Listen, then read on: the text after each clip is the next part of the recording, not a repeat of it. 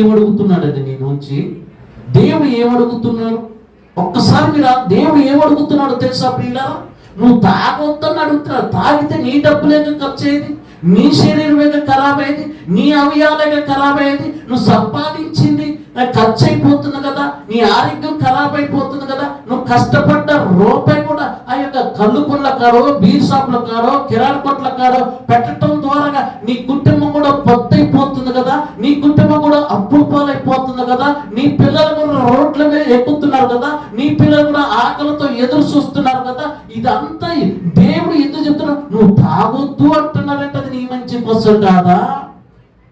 నీ మంచి కోసం కదా. నువ్వు తాగటం వల్ల నీ ఖరాబ్ అయిపోద్ది, నీ డబ్బు వృధైపోద్ది, నీ పిల్లలు రోడ్డుకి ఎక్కుతారు. ఏమంటే దేవుడు ఎప్పుడు మన మంచి కోరేవాడే తప్ప ఎప్పుడైనా మన నుంచి ఏది అయినా ఏదైనా ఆశించిందంటే అది మన మంచిగా ఆలోచన చేయండి ప్రియులారా. హల్లెలూయా.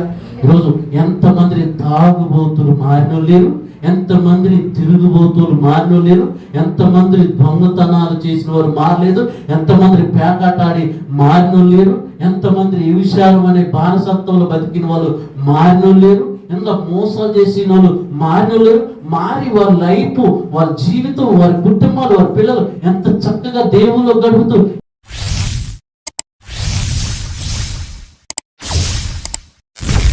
ప్రార్థనే మన బలము, ప్రార్థనే మన ఫలము, ప్రార్థనే మన విజయము, అది శత్రువుకు అపజయము. గమనించవా, ప్రార్థించవా.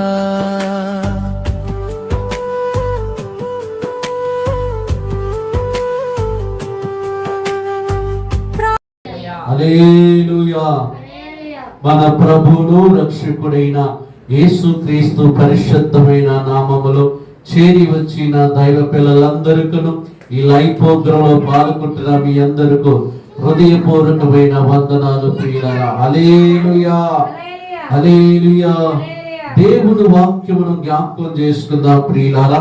ప్రతి ఒక్కరు కూడా జాగ్రత్తగా దేవుడు వాక్యమును వినాలని ప్రభు పేరిట మీకు తెలియచేస్తున్నాను ప్రియులారా. మన అందరికీ తెలిసినటువంటి వాక్యమును ఇటు యొక్క సమయంలో నేను చదవబోతున్నాను, ధ్యానించబోతున్నాను. కాబట్టి ప్రతి ఒక్కరు కూడా ఈ వాక్యమును మీరు వినాలని, వాక్యమును మీరు వినాలని, వాక్యమును మీరు నేర్చుకోవాలని, వాక్యమును చదవాలని నేను ప్రేమతో మీకు తెలియచేస్తున్నాను ప్రియులారా. ఆదికాండము 7వ అధ్యాయము 1వ వచనాన్ని మనం చదువుకుందాం ప్రియులారా. ఈ వాక్యమును మనం ఎన్నోసార్లు చదువుకున్నాం, ఎన్నోసార్లు ఈ వాక్యమును గురించి మనం వివరించినాం. కానీ పరిశుద్ధాత్మ దేవుడు ఇటు యొక్క సమయంలో ఇదే వాక్యం ద్వారా మనతో మాట్లాడటానికి సిద్ధపడి ఉన్నాడు ప్రియులారా. ఇంటానికి మనము కూడా సిద్ధపడి ఉండాలి ప్రియులారా. ఆదికాండము 7వ అధ్యాయము 1వ వచనాన్ని చదువుకుందాం ప్రియులారా. యెహోవా ఈ తరమ వారిలో నీవే నా ఎదుట నీతిమంతుడుగా ఉంటివి చూచితిని గనక నీవును నీ ఇంటి వారు ఓడలోకి ప్రవేశించుడి. హల్లెలూయా, హల్లెలూయా. గట్టి చూడు, హల్లెలూయా. ప్రియమైన సహోదరి సహోదరులారా, ఈ ఆదికాండములో 7వ అధ్యాయములో చెప్పబడుతున్నటువంటి వాక్యం ఏమిటి, చెప్పబడుతున్నటువంటి లేఖనములు ఏంటంటే ప్రియులారా, యెహోవా ఈ తరమ వారిలో నీవు నా ఎదుట నీతిమంతుడుగా ఉండుట చూచితిని అంటున్నాడు ప్రియులారా. ఈ ఆదికాండము ప్రియమైన సహోదరులారా చాలా మంచి మాటలు మనకి ఇక్కడ, మంచి కుటుంబం మనకి కనపడుతుంది ప్రియులారా.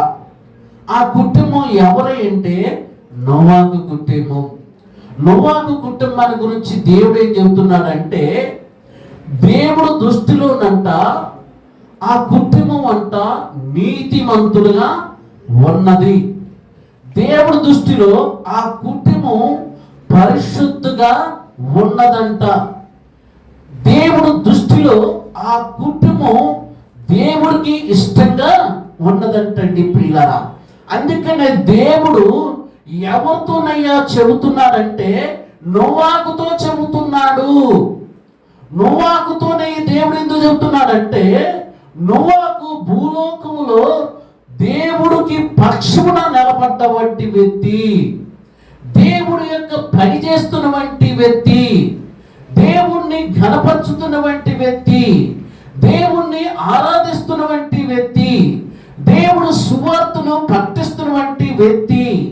ప్రియమైన సహోదరి సహోదరులారా, ఆ రోజుల్లో నోవా గారు కాలములో టెక్నాలజీ లేకపోయినప్పటికీ, వారి చేతుల్లో బైబుల్ లేకపోయినప్పటికీ, వారి చేతుల్లో పాటల బుక్కులు లేకపోయినప్పటికీ పరిశుద్ధాత్మ దేవుడు వారు నడిపిస్తున్నాడు ప్రియులారా.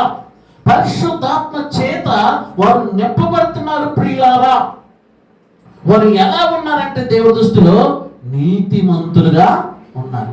నిజంగా సమాజంలో సొసైటీలో నీతిమంతులుగా బ్రతకటం ఎంత కష్టమో ఒక్కసారి ఆలోచన చేయండి. నోవా గారి కాలములో ఆ రోజు ఇజ్రాయేలు ప్రజలు వారి యొక్క స్వభావము, వారి యొక్క ఆలోచన, వారి యొక్క బిహేవియర్, వారి యొక్క క్యారెక్టర్, వారి యొక్క ప్రవర్తన ఎలా ఉండదంటే ప్రేమైన సహోదరా, వారు చేస్తున్న పనులేంటో తెలుసా? పనికి పోవటము, తెచ్చుకోవటం, తినటం, తాగటం, ఎగటమేనంటండి పిల్ల. చిన్న పెద్ద తేడా లేదంటండి పిల్ల. భయంకరమైన పాపంలో మునిగిపోయారు పిల్ల. వారికి చిన్న పెద్ద తేడా లేదు పిల్ల. వరుస వాయ తేడా లేకుండా భయంకరమైన పాపంలో మునిగిపోయారు. వారిలో మంచితనం లేకుండా అయిపోయింది, వారిలో మానవత్వం లేకపోయిపోయింది, వారిలో ఐక్యత లేదు, వారిలో సమాధానం లేదు, వారిలో నెమ్మది లేదు, వారిలో మంచితనం లేదు, వారిలో యథార్థత లేదు, వారిలో పరిశుద్ధత లేదు, వారిలో దేవుడి యొక్క భయము ఏ మాత్రం వారికి లేదు ప్రియులారా. ఎలా ఉన్నారంటే నా ఇష్టం, నా జీవితం, నా డబ్బు, నా శరీరము, నేను ఏదేం చేసుకుంటా అన్నట్టుగా ఇజ్రాయేలు యొక్క ప్రజల స్వభావం ప్రియుల. అటువంటి ప్రజల మధ్య భక్తుడు బయలుదేరాడు. ఎవరంటైనా నోవా గారు. హల్లెలూయా. ఈ అందరూ తాగుతూ తిరుగుతూ డాన్సులు సింధులు వేస్తుంటే పాపం నోవా గారు కూడా ఏమనిపించిందండి? ఏమనిపించింది? మన ఇంట్లో ఏదైనా మాసం కూర వాసన చూస్తే మనకేమనిపించింది? అబ్బా భలే కొడుతున్నారులే అనిపించింది. పాపం తినకపోయినా ముగ్గుతో కడుపు నింపుకుంటాం వాసనతో. మరి నోవా గారు ఎంత జాగ్రత్తగా తన శరీరాన్ని కాపాడుకున్నాడు, ఎంత జాగ్రత్తగా తన మనసు కాపాడుకున్నాడు, ఎంత జాగ్రత్తగా తన నోరుని కాపాడుకున్నాడు, తన యొక్క వ్యక్తిత్వాన్ని ఎంత జాగ్రత్తగా కాపాడుకున్నాడు. దేవుడు ఇచ్చిన జీవితం, దేవుడు ఇచ్చిన లైఫ్, దేవుడు ఇచ్చిన శరీరం, దేవుడు ఇచ్చిన ఊపిరి, బతికినంత కాలము దేవుడు పని చేయాలని నోవా గారంట దేవుడికి ఇష్టంగా బతికాడంటండి పిల్లరా. హల్లెలూయా.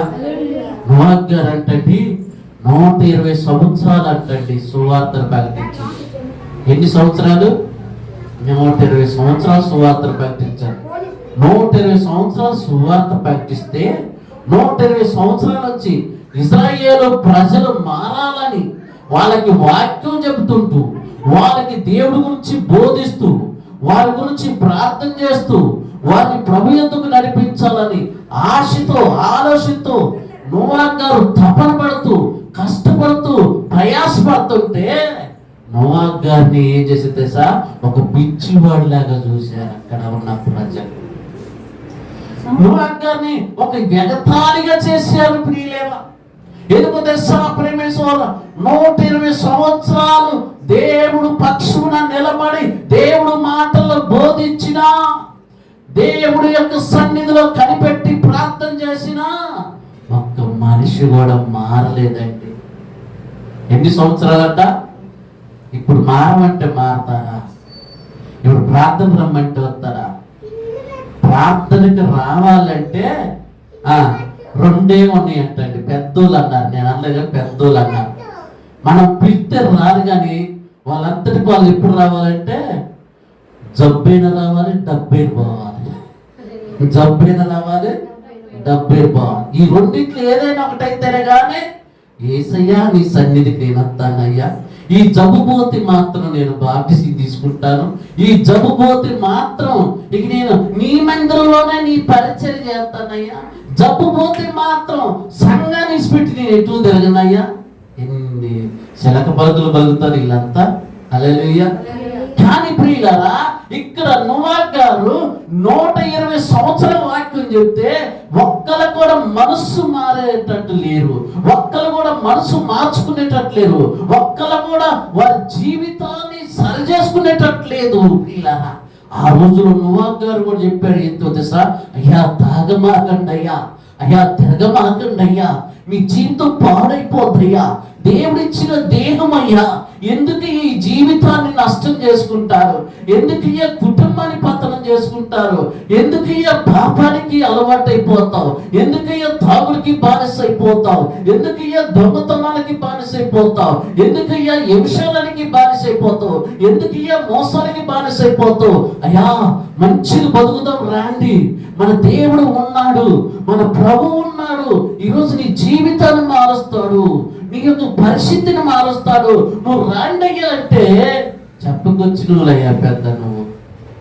పెద్ద చెప్పుకొచ్చావయ్యా, మా ఇష్టం, మా లైఫ్ ఎంజాయ్ చేయాలి, ఎంజాయ్ బతకాలి, పుట్టింది ఒకసారే చచ్చిపోయేది ఒకసారే, ఎంజాయ్ చేయాలని ఒక్కొక్కరు నోవహు గారు బతిమాలినట్ట, కాలు పట్టుకున్నట్ట, తల్లులారా రండి, తండ్రులారా రండి, యెహోవా ఇచ్చిన ఈ జీవితం, యెహోవా ఇచ్చిన ఈ శరీరము, మీరు ఒకసారి రండి, ఆయన మాటలు వినండి అంటే అందరూ ఏం చేశారు సార్, తాగుతూ తింటూ ఎగురుతున్నారంట. హల్లెలూయా, హల్లెలూయా. అంటే నోవహు గారు చేస్తున్న ప్రార్థన దేవుడు చూడట్లేదా? నోవహు గారు దేవుడు సువార్త ప్రకటిస్తుంది, దేవుడు చూడట్లేదా? హల్లెలూయా. అక్కడ ప్రజలు అతన్ని ఎగతాళి చేసిన, ప్రజలు అతన్ని చిన్న చూపు చూసిన, ప్రజలు అతన్ని విమర్శించిన, ప్రజలు అతనికి విలువ ఇవ్వకపోయినా, ప్రజలు అతనికి భయపడపోయినా, ప్రజలు ఆయనని లెక్క చేయకపోయినా దేవుడి యొక్క కని దృష్టిలో నోవహు గారు ఉన్నారు. సపట్ల పట్టండి ప్రియమైన సహోదరులారా. హల్లెలూయా, హల్లెలూయా. ఏమండి ఎన్ని సంవత్సరాలు బతిమాలుకున్నంట ఇశ్రాయేలు ప్రజల్ని? 120 సంవత్సరాలంటే ఒక్కొక్కరిని అమ్మా రండమ్మా, దేవుడు మాట్లాడేనమ్మా నోవహు గారు అంటే ఇశ్రాయేలు ప్రజలు అన్నారట, నీకు పని బాట లేదా? ఏం లేదట, పని బాట లేదా? మాకు పనులు ఉన్నాయి, మాకు పెళ్ళిళ్ళు ఉన్నాయి, మాకు ఫంక్షన్లు ఉన్నాయి, మాకు కార్యక్రమాలు ఉన్నాయి అని నోవహు గారిని వారు ఎలా ఉన్నారంటే ప్రియులారా, ఏదో పని బాట లేని వ్యక్తిగానే నోవహు గారిని చిన్న చూపు చూసి ఎగతాళిగా మాట్లాడారు. ఇదంతా ఎవరు చూస్తున్నారంట? దేవుడు చూస్తున్నాడు. రెండోది ఇదంతా దేవుడు రికార్డింగ్ చేస్తున్నాడు అన్నమాట. హల్లెలూయా. సమయం కోసం ఏదో చూస్తున్నారు. ఎవరు? నోవహు గారు కాదు, దేవుడు చూస్తున్నారంటే. ఎవరు? దేవుడు. ప్రియులారా, 120 సంవత్సరాలు చూసినాకంట వాళ్ళు మారే బుద్ధి మాత్రం లేదు.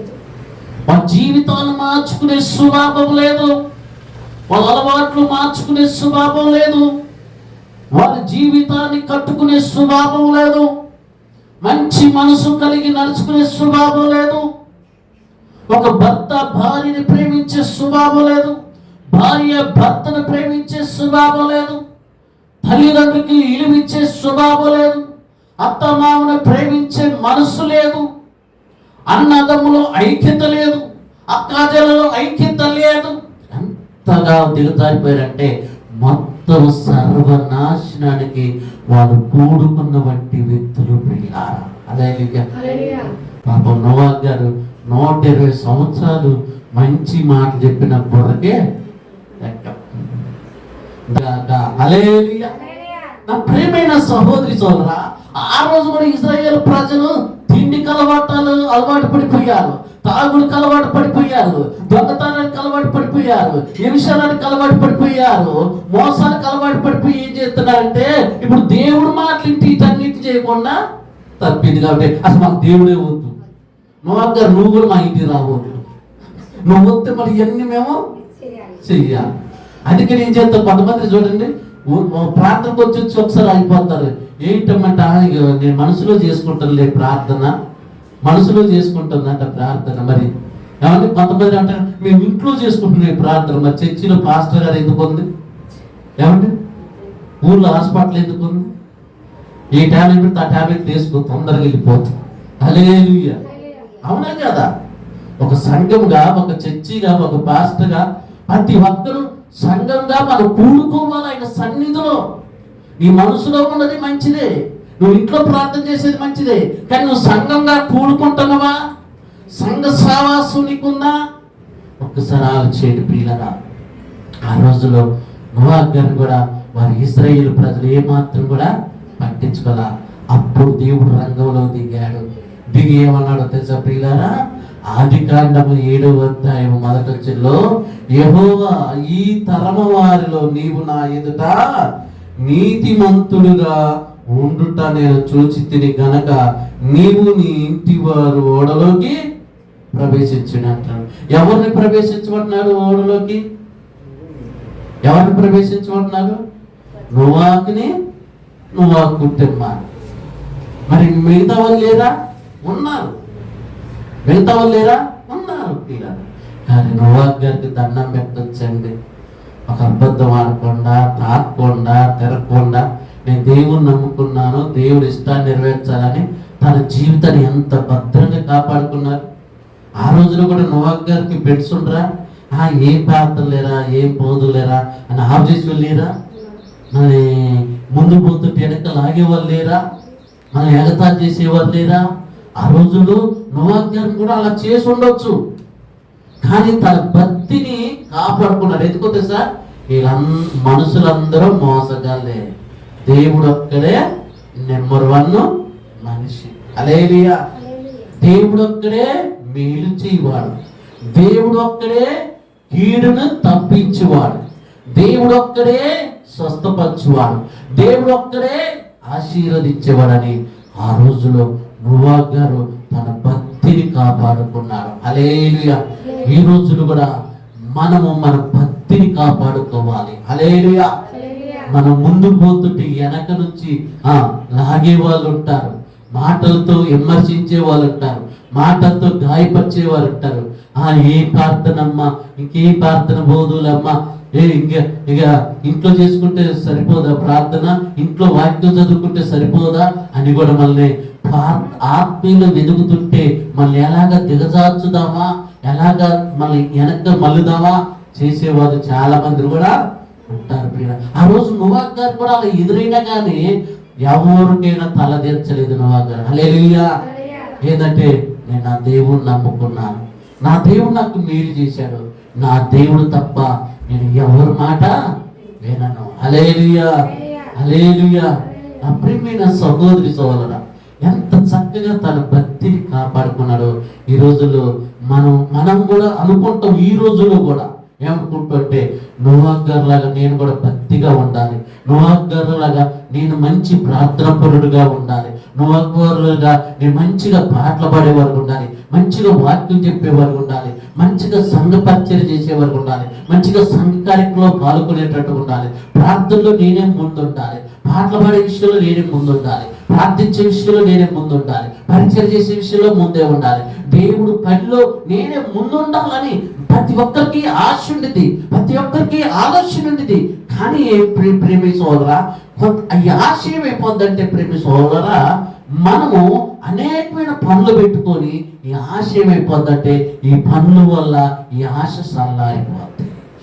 కొంతమంది ఏమైందంటే ఇన్ని ఆశ పెట్టుకొని ఉంటారు కదా, పాపం ఆశ పెట్టుకొని బైబిల్ తీసుకొని పాటల బుక్ తీసుకొని బయటకు వచ్చే కల్లా ఇక పొల్లమ్మ రంగం ఎదురైతే ప్రియుల, లేకపోతే ఎదురింటా పక్కింటా అయితే పోదులే ఇంకా అయ్యగారు ప్రార్థన పెట్టలేదు కదా, ఇంకా అయ్యగారు మైక్ సౌండ్ రాలేదు కదా, కూర్చోలే. ఇక గోంగూర పచ్చడి వండిన అక్క, నేను టమాటా పచ్చడి వండిన అక్క, కొరిగిరారు ఏందో మాటలు పడాలన్నా అన్నీ కానీ ఏం చేస్తారంటే ప్రార్థన నుంచి బయటకు వచ్చే కల్లా అసలు ఎంతమంది అడ్డపడతారంటే అంతమంది అడ్డపడతారు. ఎందుకంటే మనల్ని ప్రార్థనలు ఎదురైకుండా అడ్డపడతారు ప్రియులారా. నేను మన సంఘంలో తరతరాలను మెచ్చుకుంటాను ప్రియులారా. ఎంతమంది అడ్డపడ్డా కానీ పాపం ఆ ఊతులు 9 గంటల వచ్చి కూర్చుంటాడు. హల్లెలూయా. ఎవరు ఏమేమి చెప్పలేదు, తరక ఊపుకుంటూ వస్తారు. ఆయనకు అసలు ఎవరు అడ్డపడరు. ఎందుకంటే పాప ఆయనకి నిలబడే ఓపిక ఎవరి నుంచి ఎదురుకి ఎవరు చెప్పినా సార్ నేను పోతాడు. లేదు, మనం ఏం చేయాలంటే మనం ప్రార్థన ఉన్నప్పుడు ప్రార్థనకే సమయం ఇవ్వాలి. గుర్తుపెట్టుకుని ప్రియులారా, హల్లెలూయా. ఇది దేవుడు సమయము, దేవుడు ఇచ్చిన అవకాశం కాబట్టి ఈ సమయాన్ని మనం వ్యర్థం చేసుకోవద్దు. ఎందుకో తెలుసా, నోవహు గారిని దేవుడు ఎక్కడి నుంచి చూసినట్టండి, పరలోకంలో నుండి చూశాడంట. నోవహు గారిని ఏమన్నారు, ఈ తరమ వారిలో నీవు నా ఎదుట నీతిమంతుడుగా నీవు ఉన్నావన్నాడు. అంటే భూమి మీద ఉన్న నోవహు గారి గురించి పరలోకమందు ఉన్న దేవుడు నోవహు గారి గురించి సాక్ష్యం ఇస్తున్నాడు. ప్రియులారా, ఈరోజు మన గురించి ఆ సాక్ష్యం చెప్పగలుగుతారా? దేవుడు చెప్పగలుగుతారా? నీవు దేవుడు దృష్టిలో నువ్వు నా దృష్టిలో నీతిమంతుడుగా ఉన్నవని దేవుడు మన పేరు పెట్టి మనం పిలిచే విధంగా మన జీవితం ఉందా, మన ప్రభుత్వం ఉందా, మన ఆలోచన ఉందా, మన సూపులు ఉన్నాయా, మన బిహేవియర్ ఉందా, మన క్యారెక్టర్ ఉందా? ఒక్కసారి ఆలోచించండి ప్రియులారా. అందుకే నేను ఎప్పుడు చెబుతాను ప్రియులారా, మనం ఎవరికి భయపడాలంటే మనల్ని కాపాడుతున్న దేవుడికి భయపడాలి. మనల్ని పుట్టిస్తుంది దేవుడు, మనల్ని పోషిస్తుంది దేవుడు. ఆయనకి భయపడాలి ప్రియులారా, ఆయనకి లోబడాలి ప్రియమైన సహోదరా. ఎందుకో తెలుసా ప్రియులారా, కొంతమంది పిల్లరా ఆదివారం వస్తుందంటే ఒక పండగలాగా ఉండిద్ది ప్రేమించ. ఈరోజు నేను దేవుడు సన్నిధిలోకి వెళ్ళాలి. ఈరోజు మంచిగా పిల్లలు శనివారమే నేను మంచిగా నాకు కావలసిన వస్తువులు ఇంట్లో తెచ్చుకొని, మంచిగా షాంపూలు తెచ్చుకొని, మంచి బట్టలు ఇస్త్రీ చేసుకొని, మంచిగా తత్సానం చేసి, మంచిగా ప్రేమించ వారు టిఫిన్ ఏది వండుకుంటే అది వండుకొని తిని టైంకి వచ్చి దేవుడి సన్నిధిలో ఒక దేవదూతలాగా దేవుణ్ణి ఆరాధిస్తుంటే దేవుడు ఎంత సంతోషపడుతున్నాడు ప్రియులారా. హల్లెలూయా. దేవుడు ఎంత ఆనందపడుతున్నాడు ప్రేమించ సహోదరా. మనకు ఆశ ఉంటే ఆశపడ్డ ప్రాణాన్ని దేవుడు ఏం చేస్తాడు? తృప్తిపరుస్తాడు. హల్లెలూయా. ఆశపడ్డ ప్రాణాన్ని దేవుడు ఏం చేస్తాడు? తృప్తిపరుస్తాడు. ఇశ్రాయేలు ప్రజలకి ఎంత బోధ చేసిన వాళ్ళు మాత్రం మాకు దేవుడు వద్దు, దేవుడు మాటలు వద్దు అని వెళ్ళిపోయారు పిల్లరా. దేవుడు నోవాహుతో చెప్పాడు, నోవాహు నీవు నీ ఇంటి వారు ఓడలోకి ప్రవేశించి అంటే పిల్లరా. నోవాహు గారంట ఓడనకు దేవుడు కట్టమన్నారు. ఏం కట్టమన్నారు? ఓడను కట్టమన్నారు. ఫస్ట్ ఓడను కట్టమంటే ఓడను కడుతుంటే అక్కడ ఉన్న వాళ్ళందరూ ఎగతా చేశారు. అరే ఇక్కడ చెరువు లేదు, ఎరువు లేదు, ఏమండి కాలువ లేదు, సాగర్ లేదు, సముద్రం లేదు, ఓడ కడుతున్నాయి, నీకు పని బాట్లేదా అని ఊరు అందరూ ఎగతా చేశారు. కానీ నోవాహు గారి మాట కొడుకులు విన్నారు, కోడలు విన్నారు, భార్య కూడా ఎగదు. ఎవరి మాట? నోవాహు గారి మాట. అంటే యజమానుడు మాట ఎవరు విన్నారు? అందరూ విన్నారు. ఈరోజు వింటారా? భార్య చేతులు తాళ చేతి చెప్పాలి, కోడ చేతులు డబ్బు క్యాస్తాల సేవ ఉండాలి, భర్త ఏమో వాచ్మెన్ లాగా గేట్ ముందు ఉంటారు. ఈ రోజులో లేరా? గీసిన గేదె దారితే మాట వెళ్ళిపెట్టారా ఉడిగడ కారవేరా. ఈరోజు ప్రియుల బైబుల్లో ఎంత క్రమంగా వాళ్ళు ఉన్నారండి ప్రియులరా.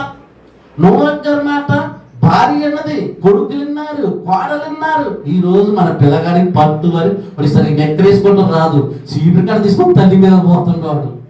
అంటే మనం ఎట్ట పెంచుతున్నాం, మనం ఎలాగ మనం పెంచుతున్నాం? తండ్రిని ఏ విధంగా ప్రేమించాలి, తల్లిని ఏ విధంగా ప్రేమించాలి, తల్లికి ఏ విధంగా లోపడాలి, తండ్రికి ఏ విధంగా లోపడాలి, తల్లిదండ్రుల పట్ల ఎంత జాగ్రత్తగా ఉండాలి, తల్లిదండ్రుల పట్ల ఎంత మర్యాదగా ఉండాలి, కొడుకులు కానీ, బిడ్డలు కానీ, కోడలు కానీ, మనవలు కానీ, మనవరాలు కానీ. ఈరోజు బైబుల్లో ఒక క్రమం. నోవాహు కుటుంబాన్ని చూసినప్పుడు వాళ్ళందరూ ఐక్యత కలిగి ఉన్నారు. పెద్దవాళ్ళు పెళ్లిళ్ళైన కోడలు భయపడుతున్నారు, కొడుకులు భయపడుతున్నారు, భార్య భయపడుతుంది. కానీ ఇప్పుడు మొత్తం రివర్స్, భర్త భయపడుతున్నాడు భార్యకి. అవునా కదా? ఏదైనా అంటే మాత్రం నేను పోయి కేసు పెడతానంటారు. అదే అంటే ఆడవాళ్ళ పక్షంలో కోటేషన్ ఉంది. కానీ బైబిల్లో క్రమం ఉందండి ప్రియులారా. ఓడితే అదేంటే అందరూ ఎగతా చేశారు, కానీ దేవుడు చెప్పిన పని మాత్రం పూర్తి చేయడానికి నోవాకుని ఓడని సిద్ధపాటు చేసినాక నోవాకుతో దేవుడు చెప్పారు, నీవు నీ కుటుంబాన్ని అందరూ ఓడలోకి పోయి తలుపు నేనేస్తానన్నాడు. హల్లెలూయా. ఏమేస్తానన్నాడు? తలుపు నేనేస్తానన్నాడు. హల్లెలూయా. నోవాకు గారు ఇంట్లోకి వెళ్ళిపోయాక తలుపు వేశాడు. ఏమేశాడు? తలుపు వేశాడు. దేవుడు తలుపు వేసినాక మరి వీళ్ళందరూ ఏం చేస్తున్నారు? ఎగతాళి చేస్తున్నారు. అప్పుడు ఆకాశ తూములు ఇప్పిండు దేవుడు. ఏ తూములంట? ఆకాశ తూములు. ఆకాశ తూములు ఇప్పితే ప్రియులారా ఎన్ని రోజులు పెట్టిందంటే ఆకాశానికి సుమారుగా 40 రాత్రులు 40 పొగులు తూములు ఇప్పి కూర్చుంది. ఒకటే వర్షం వస్తుంటే పాపం తిరుపతిలో ఇక వర్షం వస్తుందని ఇక కంకులు కాల్చుకోవటం, శనక్కాయలు పెట్టుకోవటం ఇయ్యేంటండి. ఇప్పుడు గుగ్గీలో పెడతారు, ఇవి వచ్చే సిరికి పోయే సిరికి అయితేగా. వాళ్ళు కూడా అట్లా అనుకున్నారు. అట్లా అనుకోని చిన్నపిల్లగా సింధులేస్తున్నారు.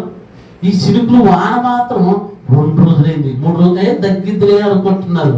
పెరుగుతుంది తప్ప తగ్గట్లేదు. ఇప్పుడు ఇలా మనకు కూడా ఖమ్మం నాడిపేట వాగు ఎట్టొచ్చింది 2 రోజులకే. ఇక 40 రోజులకి ఎట్టుంటుంది వరద.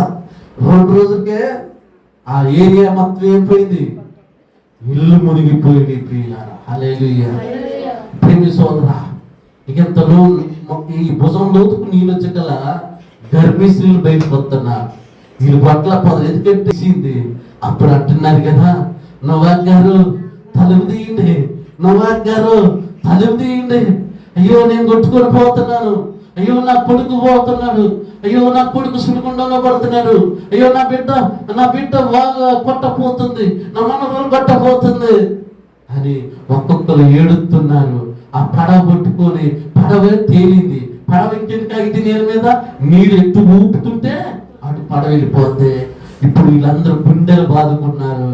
ముసలోళ్ళు కొట్టకపోతున్నారు, చిన్నపిల్లలు కొట్టపోతున్నారు, ఒకళ్ళు చెట్లు పట్టుకుంటున్నారు, చెట్లు మునిగి చెట్లు కొమ్మలు విరిగి పడిపోతున్నాయి. వాళ్ళకి ఏమైపోతుందంటే ఇది దేవుడి ఉగ్రత. హల్లెలూయా. నోవాకు గారు ఓడలో ఉండి ఏమి ఏడుతున్నాడండి. ఎందుకంటే జాలి మనిషి కాబట్టి దాంట్లో ఓడలో తలుపు తెత్తరేమని తలుపు పెట్టిందోరు దేవుడు, లోన పోసి బయట గడిపెట్టిందోరు దేవుడు. హల్లెలూయా. ఇప్పుడు ప్రియులారా, ఇప్పుడు వీళ్ళని కాపాడేది ఎవరు? వీళ్ళని రక్షించేది ఎవరు? ఎన్నిసార్లు నోవాకు గారు పడవలో ఉండి చెప్పాడు వాళ్ళకి, ఎన్నిసార్లు మీకు చెప్పారు. అయ్యో దేవుడు ఉగ్రత వచ్చింది, దేవుడు శాపం వచ్చింది, దేవుడు కోపం మీ కుటుంబం మీదకి వచ్చింది, మీ పిల్లల మీదకి వచ్చింది.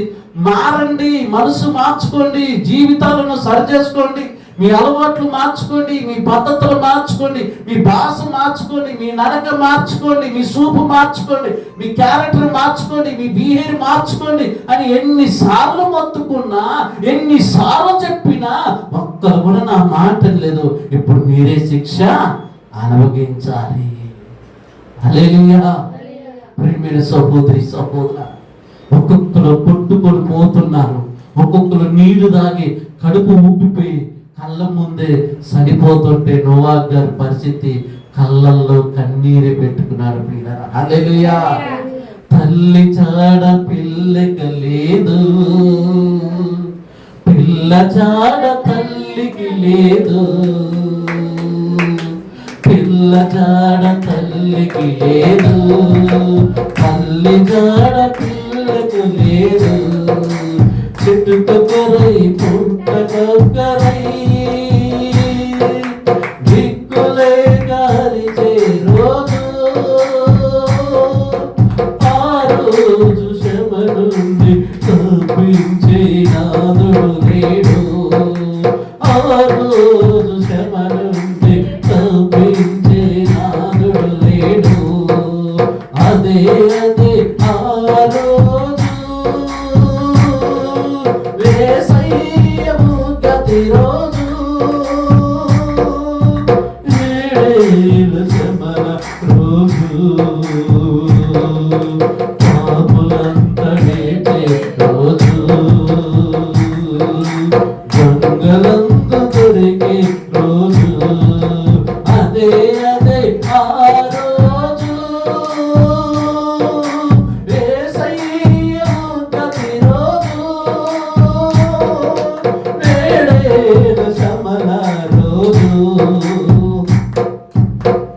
హల్లెలూయా.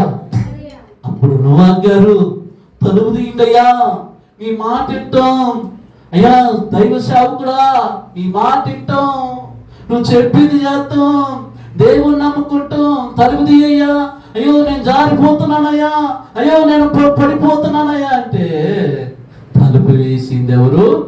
దేవుడు. ఇప్పుడు నోవా గారు ఏమంటున్నాడంటే తెలుసా ప్రియులారా, 120 సంవత్సరాలు మిమ్మల్ని బతిమాలుకున్నానే, 120 సంవత్సరాలు మీ కాళ్ళు మొక్కేనే, 120 సంవత్సరాలు నా గొంతు పోయి అంతవరకు అరిశానే, ఒక్కలైనా నా మాటలను విన్నారా? ఒక్కలైనా నా మాటలను హృదయంలోకి చేర్చుకున్నావా? ఒక్కలైనా ప్రార్థన ద్వారాగైనా మారారా? వాక్యం ద్వారాగైనా మారారా? మనసును మార్చుకున్నారా? కుటుంబాన్ని కట్టుకున్నారా? మానవత్వాన్ని కాపాడుకున్నారా? లేదే. తాగాలని, తినాలని, దొంగతనమని, వ్యభిచారమని, పేకాటని, జులాయని, సావాసు అని, చిన్న పెద్ద తేడా లేకుండా భయంకరమైన పాపంలో పడిపోయి ఈరోజు దేవుడి యొక్క ఉగ్రత నీ మీదకు వచ్చినప్పుడు, నీ కుటుంబం మీదకి వచ్చినప్పుడు, నీ గృహం మీదకి వచ్చినప్పుడు, నీ పిల్లల మీదకి వచ్చినప్పుడు అప్పుడు దేవుడు గుర్తుకొస్తున్నాడా? అప్పుడు దైవజనుడు గుర్తుకొస్తున్నాడా? అప్పుడు కేకలేస్తున్నావా? నోవా గారు ఏం చేయగలుగుతాడండి? తలుపు తీయగలుగుతురా? తీయలేడే. వాళ్ళని రక్షించగలుగుతురా? రక్షించలేడే. దేవుడు 120 సంవత్సరాలు ఇజ్రాయేలు ప్రజలకు అవకాశం ఇచ్చాడు. మారతారేమో అని. మారారా? మారలేదు ప్రియులారా. హల్లెలూయా. ఈ రోజు కూడా ప్రేమ సహోదర, దేవుడు అవకాశం ఇస్తుంటే, దేవుడు సమయం ఇస్తుంటే, దేవుడు నీకు ఎదురు చూస్తుంటే, దేవుడు మాట్లాడకుండా, దైవజనుడు మాట్లాడకుండా నీ ఇష్టానుసారంగా బతుకుతుంటే ఒక్కరోజు దేవుడి యొక్క ఉగ్రత నీ మీదకు వచ్చింది. ఆ రోజు ఎన్ని రోజులు నువ్వు ఉపవాసాలుండి ప్రార్థన చేసిన ఫలితమో లేదు. ఎన్ని ఉపవాసాలుండి ప్రార్థన చేసిన ఫలితమో లేదు. దేవుడు ఉగ్రత. అందుకనే ఊకల్లో బైబిల్ ప్రాణం ఉండగానే ప్రభు నమ్ము, దీపం ఉండగానే వీళ్ళు చక్క పెట్టుకో. ప్రాణం ఉండగానే ప్రభువు నమ్మాలి. ప్రాణం ఉండగానే వీళ్ళు ప్రభువు నమ్మలా. వాళ్ళ జీవితాలని ప్రియులరా, ఇజ్రాయేలు ప్రజలంతా ప్రియులరా, ఆ భూమి మొత్తం కూడా నేలతో దేవుడి యొక్క ఉగ్రత ద్వారాగా, ఆకాశ తుమ్ములెప్పటం ద్వారాగా, 40 రాత్రులు 40 పౌలు కొట్టడం ద్వారాగా నోవా కుటుంబం మాత్రమే కాపాడబడింది. నోవా కుటుంబాన్ని మాత్రమే దేవుడు కాపాడిండు. ఆ నోవా కుటుంబం కోసమే ఆ ఓడను కూడా దేవుడు తయారు చేయించాడు. ఆ కుటుంబం ఎందుకు కాపాడంటే ఆ కుటుంబం దేవుడు ఇష్ట ప్రకారంగా నడుచుకున్నది.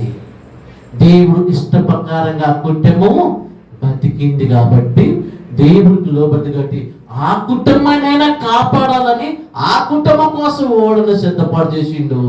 దేవుడు మిగతా కుటుంబాలన్నీ కూడా నీటి మట్టంలో శవాలుగా తేలిపోయింది. హల్లెలూయా. ప్రియులారా, 120 సంవత్సరాలు వాక్యం చెప్తే ఒక్కరు మారలేదంటే ఈరోజు అమ్మా ప్రార్థనకి రండి అమ్మా, మీ కుటుంబాలు బాగుంటాయి, అమ్మా మీ పిల్లలు బాగుంటారు, భర్త బాగుంటాడు, అమ్మా మంచిగా పాటలు పాడుకుంది, ప్రార్థన చేసుకుంది, రండమ్మా, మంచి మార్గం అమ్మా, మంచి అమ్మ జరిగిద్దమ్మా అంటే మేము కోరికలు కోరుకున్నాక ఆ కోరికలు తీరినాక వస్తాం. కొంతమందినేమో మనోళ్ళకి మనవరాలకి పెళ్లి చేసినాక అప్పుడు మేము వస్తాం అంటారు. అప్పదాకా కిలోలో వెళ్ళిపోతున్నది, కిలోలో చచ్చిపోతే ఏమండి? 5 రూపాయలు పెట్టుకెళ్ళి గ్యారెంటీ ఉందని 5 అడుగులు అందంగా ఉన్నది, మనకు గ్యారెంటీ ఉందా? ఏమడుగుతున్నాడండి నీ నుంచి? దేవుడు ఏమడుగుతున్నాడు? ఒక్కసారి మీరు దేవుడు ఏమడుగుతున్నాడు తెలుసా ప్రియులారా? నువ్వు తాగొద్దని అడుగుతున్నాడు. తాగితే నీ డబ్బులేక ఖర్చు అయ్యేది, నీ శరీరమేక ఖరాబ్ అయ్యేది, నీ అవయవాలేక ఖరాబ్ అయ్యేది, నువ్వు సంపాదించింది ఖర్చు అయిపోతుంది కదా, నీ ఆరోగ్యం ఖరాబ్ అయిపోతుంది కదా, నువ్వు కష్టపడ్డ రూపాయి కూడా ఆ యొక్క కళ్ళు కొట్ల కాడో, బీర్ షాపుల కాడో, కిరాణా కొట్ల కాడో పెట్టడం ద్వారా నీ కుటుంబం కూడా పొత్తైపోతుంది కదా, నీ కుటుంబం కూడా అప్పుల పాలైపోతుంది కదా, నీ పిల్లలు కూడా రోడ్ల మీద ఎక్కుతున్నారు కదా, నీ పిల్లలు కూడా ఆకలితో ఎదురు చూస్తున్నారు కదా. ఇదంతా దేవుడు ఎందుకు చెప్తున్నాడు? నువ్వు తాగొద్దు అంటున్నారంటే అది నీ మంచి కోసం కాదా? నీ మంచి కోసం కదా. నువ్వు తాగటం వల్ల నీ ఖరాబ్ అయిపోతే, నీ డబ్బు వృధా అయిపోతే, నీ పిల్లలు రోడ్డుకి ఎక్కుతారు. ఏమంటే దేవుడు ఎప్పుడు మన మంచి కోరేవాడే తప్ప ఎప్పుడైనా మన నుంచి ఏది అయినా ఏదైనా ఆశించిందంటే అది మన మంచిగా ఆలోచన చేయండి ప్రియులారా. హల్లెలూయా. ఈరోజు ఎంతమంది తాగుబోతులు మారిన లేరు, ఎంతమందిని తిరుగుబోతులు మారిన లేరు, ఎంతమంది దొంగతనాలు చేసిన వారు మారలేదు, ఎంతమంది పేకాటాడి మారిన లేరు, ఎంతమంది ఏ విషయాలు అనే బానిసత్వంలో బతికిన వాళ్ళు మారిన లేరు, ఎంత మోసాలు చేసిన వాళ్ళు మారిన లేరు. మారి వారి లైఫ్, వారి జీవితం, వారి కుటుంబాలు, వారి పిల్లలు ఎంత చక్కగా దేవుళ్ళు గడుపుతూ ఎంత చక్కగా బతుకుతున్నారు. దేవుడు ఈ రోజు నీ నుంచి ఏమడుగుతున్నారు? నీ రంగును అడగట్లేదే, నీ కులాన్ని అడగట్లేదే, నీ మతాన్ని అడగట్లేదే, నువ్వు డబ్బుని, నీ బంగారాన్ని, నీ ఆస్తిని, ల్యాండ్లు ఇవన్నీ ఏం అడగట్లేదు. ఆయన అడుగుతుంది ఎంత సార్? నీ మనసు నాకు కావాలన్నాడు. ఆ మనసులో దేవుడికి సోటి అంటున్నాడు, నీ హృదయంలో దేవుడు సోటి అంటున్నాడు, నీ ఇంట్లో దేవుడు సోటి అంటున్నాడు. దేవుడు ఉంటే మనకి పరిశుద్ధత కలిగి ఉంటాం. హల్లెలూయా. ఈరోజు నోవా గారి కుటుంబం గురించి ఎందుకు చెప్పానంటే, నోవా కుటుంబం దేవుడు మాటది, నోవా కుటుంబం దేవుడు మాటది కాబట్టి దేవుడు ఆ కుటుంబాన్ని కాపాడిండు, ఆ కుటుంబాన్ని రక్షించుడు, ఆ కుటుంబాన్ని మళ్ళీ ఆశీర్వదించుడు, ఆ కుటుంబం కనుక మళ్ళీ భూమి మీద గొప్పగా సంతానాన్ని ఆశీర్వదించిండు. దేవుడు మాట వినని ఇశ్రాయేలు ప్రజల్ని ఏం చేసింది సార్? వర్షం ద్వారా అందరినీ నాశనం చేసిండు, సంపి వల్ల వచ్చిందా తీసుకెళ్ళి నరకంలో వేసి. అగ్ని ఆరదు, పురుగు సారు. ఏడ పోలీస్ స్టేషన్ పోతే రికమెండేషన్ చేసుకోవచ్చు, కాలు పట్టుకునే బయటకు రావచ్చు, కానీ అక్కడ ఊరు ఉండాలి. రికమెండేషన్ ఏమైనా ఉందా? ఏమన్నా ఎండకు పోయి అటు ఇటు కాలంటే మరి శవంట కాడుతుంది. మరి అగ్ని ఆరదు, పురుగు సారు. హల్లెలూయా. మరి అక్కడి నుంచి మనం కాపాడుకోగలుగుతామా? అందుకనే ప్రియులారా, నేను మళ్ళీ చెప్తున్నా, 5 రూపాయల పెన్నికైన గ్యారెంటీ ఉంది, కానీ 5 అడుగులు అందంగా మనకే గ్యారెంటీ. దేవుడు కొద్ది కాలం తర్వాత నమ్ముకున్నాలే, కొన్ని రోజుల తర్వాత మందిరాన్ని పోదాలే, కొన్ని రోజులు సంఘానికి పోదాలే, కొన్ని రోజుల తర్వాత బాప్టిజం తీసుకుందాలే, కొన్ని రోజుల తర్వాత దేవుళ్ళో గడుపుదాలే, ఇక అన్నింటినీ బంద్ చేస్తలే అనుకుంటే ఈ లోనే మన ప్రాణం పోతే, ఈ లోనే మనకి ఏదైనా రోగం వస్తే, ఈ లోనే ఏదైనా జబ్బు వస్తే ఏంటిది పరిస్థితి? మనకి అలా చెప్పగలుగుతా నాకు ఏమి జరగదని? నేను అనుకున్నాను, మా నాన్న నా యొక్క చివరి రోజున ఆటోలో వచ్చాడు, అదే తిరిగి ఇంటికి వస్తాడు అనుకున్నాను, కానీ ఆడే ఆగిపోతుంది అనుకున్నానా? ఎవరు అనుకో, నువ్వు నేను కూడా అనుకోం ఇలా. అందుకనే ఒకటి మాత్రం గుర్తుపెట్టుకుంటు, దేవుడు యొక్క ఉగ్రత మన మీదకి రాగతనికే, దేవుడి యొక్క కోపం మన పిల్లల మీద రాగతనికే మన మనసు మార్చుకొని, మన పాపాలు ఒప్పుకొని పశ్చాత్తపడి దేవుళ్ళో ఉంటే, ఇదిగో నోవాకు కుటుంబాన్ని కాపాడినట్టుగా ప్రతి విషయంలో ప్రతి సెకండ్లో కూడా మనల్ని ఆయన కాపాడుతాడు. హల్లెలూయా. ఆయన మనల్ని కాపాడుతాడు. నోవాకు కుటుంబాన్ని కాపాడి దేవుడు మనల్ని కూడా కాపాడుతాడు ప్రియులారా. హల్లెలూయా. నేను నా ఇంటి వారము యేసయ్యను ఎమ్మడించెను, నేను నా ఇంటి వారము యేసయ్యను ఎమ్మడించెను. ఎన్ని కష్టాలు వచ్చినా, ఎన్ని శోధనలు ఎదురైనా, ఎన్ని కష్టాలు వచ్చినా, ఎన్ని శోధనలు ఎదురైనా, ఇదవనో ఎడబాయను కడదాకా నేను నా ఇంటి వారమో యేసయ్యను ఎమ్మడించెను, నేను నా ఇంటి వారమో యేసయ్యను ఎమ్మడించెను. గ్లోరీ.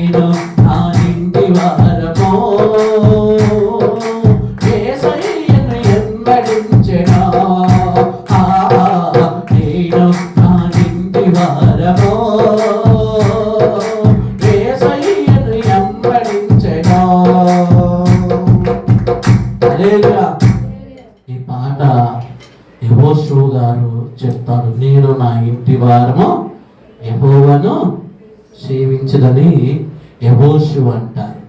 యెహోషువ కుటుంబం దేవుణ్ణి స్తుతించింది. నాకు ఒకరితో పనిలేదు, నా ఇంటి పక్కనతో పనిలేదు, ఇంటి ముందుతో పనిలేదు, నేను నా ఇంటి వారము యెహోవాను సేవించను. ఈరోజు నువ్వు కానీ నేను కానీ ఒకరితో పనిలేదు. మన పని ఏందో, మన కుటుంబం ఏదో, మన పిల్లలేదో, మన దేవుడు పని ఏంటో చూసుకో తప్ప మనం ఈ టైము వ్యర్థంగా మనం ఎక్కడ గడిపినా నష్టాన్ని తప్ప ప్రయోజనం ఏమీ లేదు. హల్లెలూయా. నీ కష్టమైన బాధైన దేవుడితో చెప్పుకో, దైవజనులతో చెప్పుకో. నీ కోసం ఉపవాసాల నుండి ప్రార్థన చేస్తారు, దేవుడు గొప్ప కార్యాలు చేస్తారు. హల్లెలూయా. ఈరోజు మీకు రెండు విషయాలు చెప్పాను.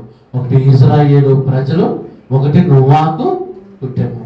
నోవాహు కుటుంబం కాపాడబడితే ఇశ్రాయేలు ప్రజలందరూ కూడా చనిపోయారు దేవుడు.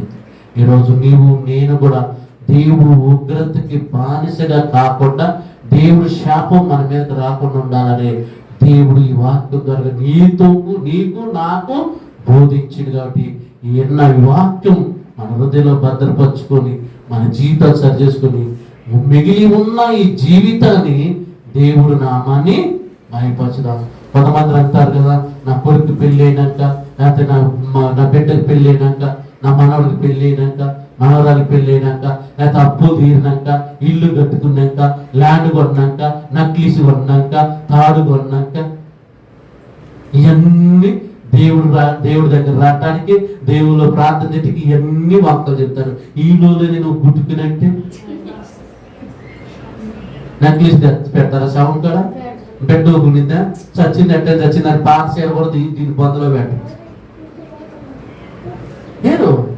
ఏడ్చుకుంటే నీ కాలమన్న పట్టీలు ఎత్తుతారు, ఏడ్చుకుంటే నీ